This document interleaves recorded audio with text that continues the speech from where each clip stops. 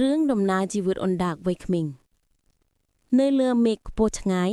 មានកក់អាចារ្យមួយហៅថា Sky Island នៅទីនោះមានអណ្ដាកបុរាណជាច្រើនអាចហោះហើរលើមេឃបាន Luma អណ្ដាកក្មេងដែលពោរពេញដោយការចង់ដឹងស្រាវជ្រាវជុំវិញកោះនៅពេលកំពុងធ្វើដំណើរមានទេពអប្សរតូចៗហោះជុំវិញខ្លួនគេភ្លាមមានបាក់ស៊ីមួយដែលមានរោមដូចមេឃភ្លឺរត់ចុះមកជិត Luma វាជាមិត្តថ្មីឈ្មោះ Puffy ពួកគេបានហោះលេងយ៉ាងសប្បាយជាមួយគ្នានៅលើមេឃស្រាប់តែពេលនោះនៅលើកោះមេឃចាប់ដាំខ្មៅស្រអាប់ព្យុះធំកើតឡើងហើយអណ្ដើកមានវ័យចាស់ជាងគេក៏ដឹងថាមហាព្យុះអាក្រក់កំពុងខិតតាមជិតនាគខ្មៅបង្ហាញខ្លួនវាជាសត្វព្រៃធំដែលកើតចេញពីព្យុះហើយវាចង់លុកលួយកោះ Sky Island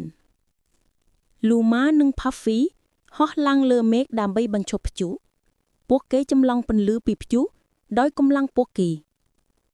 អណ្ដើកចាស់ឃើញដូច្នេះក៏បញ្ចេញថ្មមេឃបុរាណពន្លឺរបស់វាបញ្ចេញថាវពណ៌ដែលកញ្ជិតព្យុះនិងធ្វើឲ្យនាគខ្មៅស្រកកម្លាំងព្យុះត្រឡប់ទៅជាសភាពស្ងប់ស្ងាត់វិញកោះ Sky Island រីករាយឡើងវិញ Luma មានមោទនភាពក្នុងការការពារកោះជាមួយមិត្តថ្មីរបស់គេ